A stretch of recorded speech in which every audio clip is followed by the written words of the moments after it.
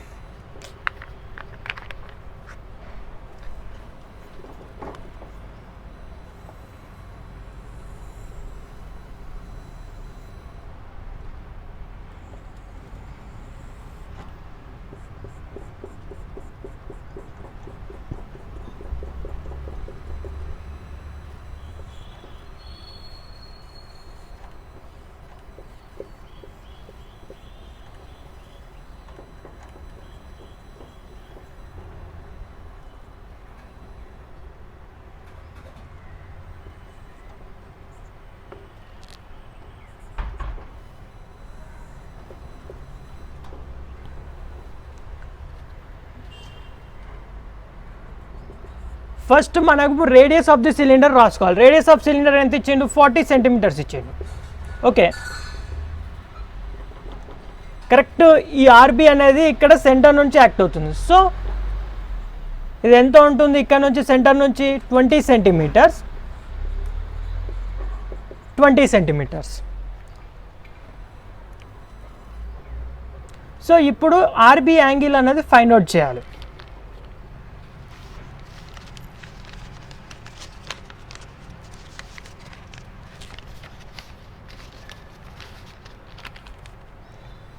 So RB angle find out చేయాలంటే theta అనేది మనం ఇలా తీసుకుంటున్నాం. సో దీని హైట్ మనకు తెలుసు అప్ టు దిస్ ఎంత 20 సెంటీమీటర్స్. కానీ దీని డిస్టెన్స్ అనేది మనకు తెలియదు. తెలియదు. సో ఇది మనం ఓ అనేది నొటేషన్ తీసుకుందాం. ఇది వచ్చేసరికి ఎక్స్ అండ్ వైగా నొటేషన్ తీసుకుందాం. సో ఇక్కడ నుంచి ఇక్కడ మనకు ఎగ్జాక్ట్ డిస్టెన్స్ అనేది తెలియదు కాబట్టి మనము ఇది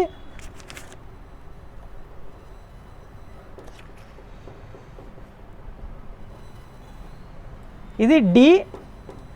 ఓకే, ఇది బి. ఓకే, ఇక్కడ బి ఉంది కాదు, ఇక్కడ పాయింట్ డిగా నొటేషన్ తీసుకుందాం. సో ఎగ్జాక్ట్గా మనకి డిస్టెన్స్ అనేది ఎంతనో తెలియదు కాబట్టి ఇది ఎక్స్ అని నొటేషన్ తీసుకున్నాం. So by using Pythagoras theorem నుంచి మనము యాంగిల్ అనేది ఫైండ్ అవుట్ చేస్తాం. ఇది హైపోటెన్యూస్ అనమాట. ఈ హైపోటెన్యూస్ అనేది nothing but radius of the cylinder. Radius of the cylinder ఎంత? 40 సెంటీమీటర్స్. సో ఇప్పుడు మనం ఈ ఎక్స్ డిస్టెన్స్ అనేది వెరీ వెరీ ఇంపార్టెంట్. ఎందుకంటే ఈ ఎక్స్ డిస్టెన్స్ మీదనే మనకు ఫోర్స్ అనేది డిపెండ్ అయి ఉంటుంది. So according to Pythagoras theorem ఏంది? OB square is equal to OD square plus DB square. మనకు ఓబీ స్క్వేర్ తెలుసు 40 స్క్వేర్ అండ్ ఓడి స్క్వేర్ తెలుసు 20 స్క్వేర్, కానీ బీడీ స్క్వేర్ అనేది తెలీదు. సో బీడీ స్క్వేర్ కావాలంటే 40 square minus 20 square. So BD కావాలి. BD is nothing but root of 40 square minus 20 square. So అప్పుడు మనకు వాల్యూ ఎంత వస్తుంది? 34.64. సో ఈ డిస్టెన్స్ అనేది మనకు 34.64 అనమాట. సో ఇప్పుడు మనము యాక్చువల్ యాంగిల్ అనేది ఫైండ్ అవుట్ చేస్తాం.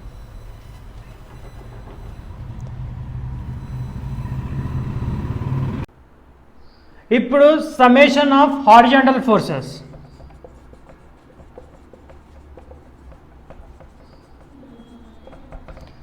సో హారిజాంటల్ ఫోర్స్ ఏమేమి ఉంటుంది? Left side equals to right side. Left side RB sine theta. Right side ఏం ఫోర్స్ లేదు కాబట్టి 0. సో అప్పుడు ఆర్బీ వాల్యూ ఏమవుతుంది 0 అయిపోతుంది. So consider that is as equation 2. ఇది మనం ఈక్వేషన్ 1గా కన్సిడర్ చేసాం. సో ఇప్పుడు ఈ ఈక్వేషన్ 2ని మనం ఈక్వేషన్ 1లో సబ్స్టిట్యూట్ చేస్తే ఆర్ఏ వాల్యూ అనేది ఈజీగా వస్తుంది మనకు.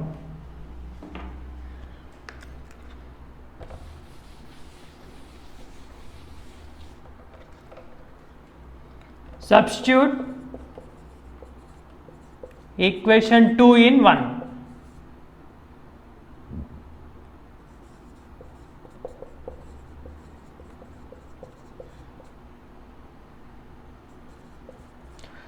So RB value 0. సో అప్పుడు ఆర్ఏ వాల్యూ ఏమవుతుంది 3000 అయిపోతుంది, 3000 newtons. So RB value 0. So ఇప్పుడు మనకు ఆర్ఏ వాల్యూ వచ్చింది, ఆర్బీ వాల్యూ వచ్చింది.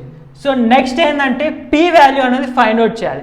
యాక్చువల్గా ఇక్కడ ఫ్రీ బాడీ డయాగ్రామ్లో పీ అనేది ఎందుకు డ్రా చేయలేమంటే ఇది అవుట్ సైడ్ ది సిలిండర్ నుంచి యాక్ట్ అవుతుంది కాబట్టి దాన్ని డయాగ్రామ్ ఫ్రీ బాడీ డయాగ్రామ్లో కన్సిడర్ చేయలేం. సో ఇప్పుడు ఈ పీ వాల్యూని ఎలా ఫైండ్ అవుట్ చేస్తామంటే ఇక్కడ moment at B equals to 0 తీసుకొని P into sum distance weight into X తీసుకుంటే మనకు పీ వాల్యూ అనేది ఈజీగా వస్తుంది. అసలు మూమెంట్ అంటే ఏంది?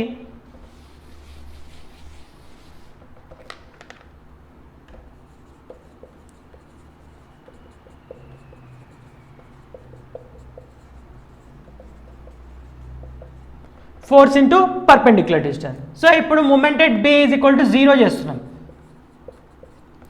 సో పి, సో ఈ పీకి ఎంత డిస్టెన్స్లో ఇది యాక్ట్ అవుతుంది 40 + 20 అంటే 60. సో పి ఇంటూ 60 అనమాట. ఈ పి అనేది ఎలా రొటేట్ అవుతుంది క్లాక్ వైజ్ అంటే positive.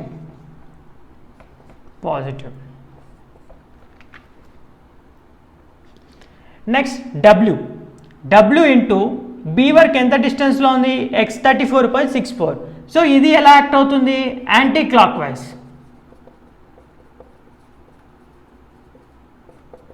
Negative.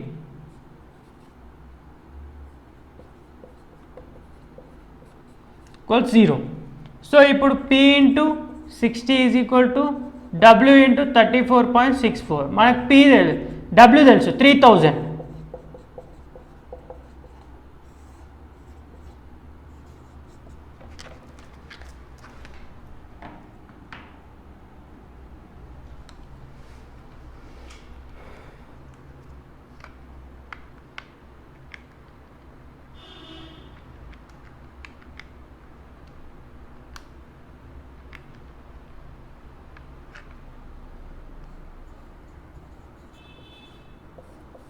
So P value ఎంత వచ్చింది 1732 న్యూటన్స్ అనమాట. సో ఇక్కడ మీరు 2 వేస్లో క్వశ్చన్స్ అడగవచ్చు. ఫస్ట్ వే ఏంటంటే just P value find out చేయమని అన్నాడు అనుకో, మనము ఈ తీటా వాల్యూ అంటే ఇక్కడ ఆర్బీకి తీటా వాల్యూ కనుక్కోవాల్సిన అవసరం ఉండదు అనమాట. ఎందుకంటే force into perpendicular distance. So మనకి ఎక్స్ వాల్యూ వచ్చేసింది అనుకో పీ వాల్యూ ఈజీ వచ్చేస్తుంది. ఇన్ కేస్ వాడు 12 మార్క్స్ అలా క్వశ్చన్స్ అడిగారనుకో, సో అప్పుడు అందులో మనకు ఆర్ఏ వాల్యూ కూడా ఫైండ్ అవుట్ చేయమంటాడు. అప్పుడు ఈ తీటా వాల్యూ అనేది కంపల్సరీ ఫైండ్ అవుట్ చేయాల్సి వస్తుంది. సో దీంతో concepts of equilibrium rigid body మీద కంప్లీట్ అయిపోయినాయి. సో ఇక్కడ నేను ఈ ఈక్విలిబ్రియం ఆఫ్ రిజిడ్ బాడీకి ఒక ప్రొసీజర్ అనేది ఇస్తాను. ఆ ప్రొసీజర్ ప్రకారం మీరు సమ్స్ గాన ఎగ్జామ్లో ఆ ప్రొసీజర్ నుంచి మీరు కరెక్ట్ వేలో ఆ ప్రొసీజర్ ఫాలో అయ్యారనుకో కంపల్సరీ మీకు 10కి 8 మార్క్స్ అనేవి ఈజీగా వస్తాయి బిలో యావరేజ్ స్టూడెంట్స్కి కూడా. సో ఇప్పుడు నేను ఆ ప్రొసీజర్ ఎలా రాయాలో ఎక్స్ప్లెయిన్ చేస్తాను.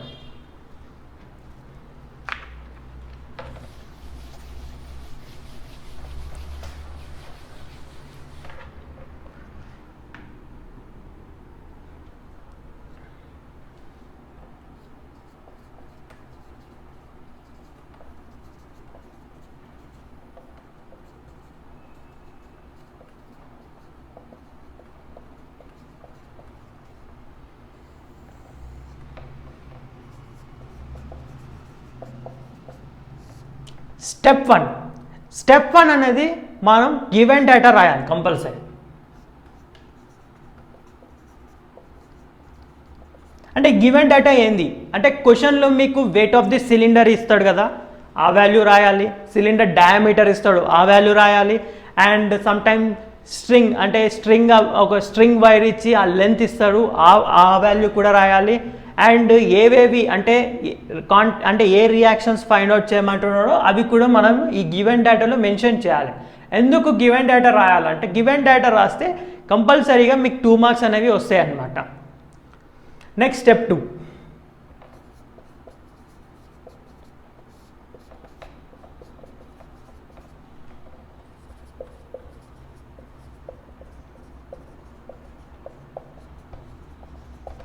Free body diagram.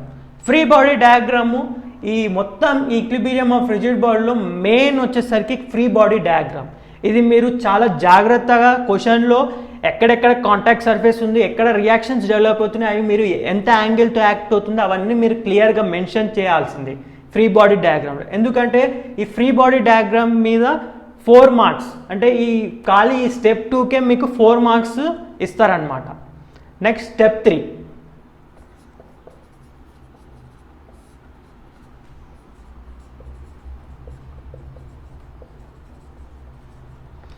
Based on free body డయాగ్రామ్తో మనము summation of vertical forces equation mention చేయాలి.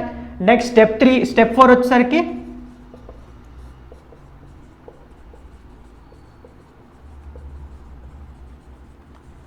Summation of horizontal force equation కూడా మనం మెన్షన్ చేయాలి.